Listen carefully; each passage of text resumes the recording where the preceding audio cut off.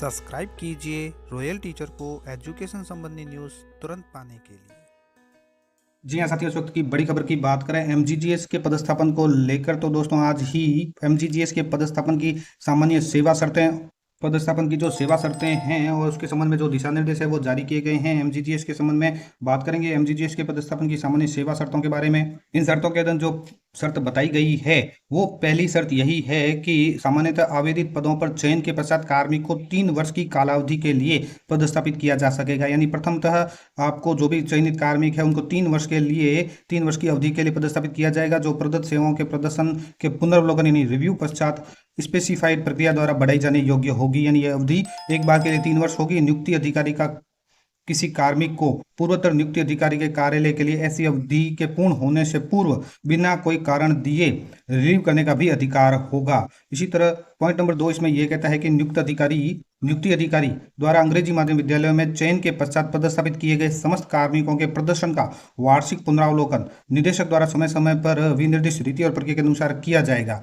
और जैसे ही अंग्रेजी माध्यम विद्यालयों में चयन के पश्चात पदस्थापित कार्मिक को मूल संवर्ग में किसी उच्चतर पद पर पदोन्नत किया जाता है तो उसे पदोन्नति पर पदस्थापन के लिए प्रतिवर्तित समझा जाएगा। अंग्रेजी माध्यम विद्यालय में पदस्थापन के लिए वांछित अर्हताएं रखने की दशा में नियुक्ति अधिकारी पदोन्नत कार्मिक का किसी भी अंग्रेजी माध्यम विद्यालय में रिक्तियों और अत्यावश्यकता के अनुसार पदस्थापन की प्रतिधारा यानी रेंटेशन का विनिश्चय भी कर सकेगा।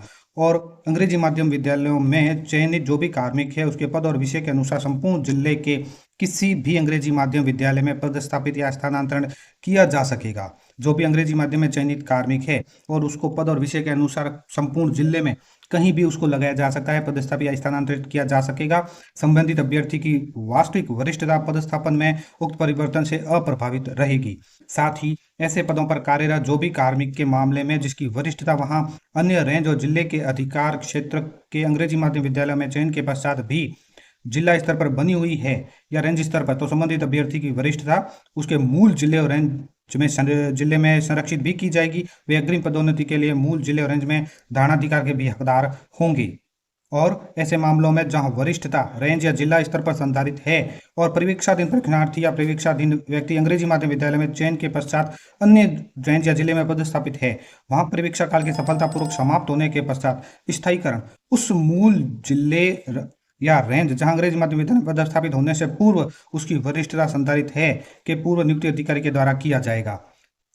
और ऐसे कार्मिक को हिंदी माध्यम में परिवर्तन के उपरांत पदस्थापन के लिए पूर्व नियुक्ति अधिकारी को सुपुर्द भी किया जाएगा। इसी तरह दोस्तों पदस्थापन के संबंध में जो दिशा निर्देश जारी किए गए हैं वो भी आपके लिए जानना अति आवश्यक हो जाता है कि कार्मिकों के चयन के हेतु लिखित परीक्षा के आयोजन के उपरांत साक्षात्कार की पृथक से प्रक्रिया किए जाने की आवश्यकता नहीं रहेगी। यानी अब इसमें किसी प्रकार का कोई साक्षात्कार नहीं लिया जाएगा। जो भी चयनित शिक्षक है केवल अंग्रेजी माध्यम विद्यालय जैसे महात्मा गांधी राजकीय अंग्रेजी माध्यम विद्यालय, राजकीय अंग्रेजी माध्यम विद्यालय, स्वामी विवेकानंद मॉडल विद्यालय में पदस्थापन के आदेश जारी किए जाएंगे। इसके अलावा कहीं भी चयन के आदेश नहीं जारी किए जाएंगे। उपरोक्त कार्मिकों में से यदि कोई कार्मिक पूर्व में अंग्रेजी माध्यम विद्यालय में साक्षात्कार विशेष चयन प्रक्रिया के माध्यम से चयनित होकर कार्यरत है तो ऐसी स्थिति में उक्त कार्मिक का चयन और पदस्थापन नहीं किया जाएगा। यानी जो पहले से कार्यरत है उसका चयन दोबारा नहीं किया जाएगा।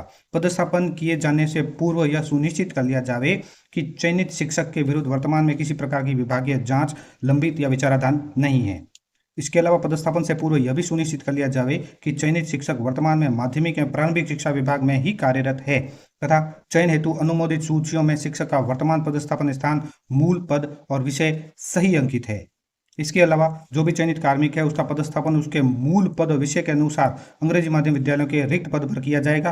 किसी भी स्थिति में पद विरुद्ध पदस्थापन है वो इनका नहीं किया जाएगा। और राजस्थान स्वेच्छा ग्रामीण सेवा नियम 2010 के तहत नियुक्त कार्मिक को शहरी क्षेत्रों में पदस्थापित नहीं किया जाएगा। अनुसूचित क्षेत्र के कार्मिकों को केवल अनुसूचित और गैर अनुसूचित क्षेत्र के कार्मिकों को केवल गैर अनुसूचित विद्यालयों में ही लगाया जाएगा। और उक्त कार्मिकों का चयन और पदस्थापन माननीय राजस्थान उच्च न्यायालय जयपुर में विचाराधीन डीबी सिविल स्पेशल अपील याचिका संख्या राजस्थान राज्य बनाम मोहनलाल शर्मा एवं अन्य कैंडिडेट 3 याचिकाओं एवं माननीय राजस्थान उच्च न्यायालय जोधपुर में विचाराधीन एसबी सिविल याचिका संख्या राजेश कुमार जाट बनाम राजस्थान राज्य अन्य संबंधित न्यायिक प्रकरणों में पारित होने वाले अंतिम निर्णय के अधीन रहेगा। इसके अलावा संबंधित नियंत्रण अधिकारी को यह भी ध्यान में रखना है कि उक्त कार्मिकों को तत्काल यानी 30/6/25 को ही पदस्थापन हेतु ऑनलाइन कार्य मुक्त करें तथा संबंधित कार्मिक पदस्थापन स्थान पर 2/7/25 तक ऑनलाइन कार्य ग्रहण करवाया जाना सुनिश्चित करें, जिसकी समस्त जिम्मेदारी नियंत्रण अधिकारी की होगी। तो दोस्तों ये थे पदस्थापन के संबंध में कुछ महत्वपूर्ण दिशा निर्देश और जो आज जानकारी आपके साथ साझा की गई। उम्मीद है दोस्तों ये वीडियो आपको पसंद आई होगी। वीडियो पसंद आए तो जरूर लाइक, शेयर और सब्सक्राइब कीजिए। पास में आने वाले घंटी के बटन को जरूर दबाएं एजुकेशन संबंधी न्यूज़ तुरंत पाने के लिए।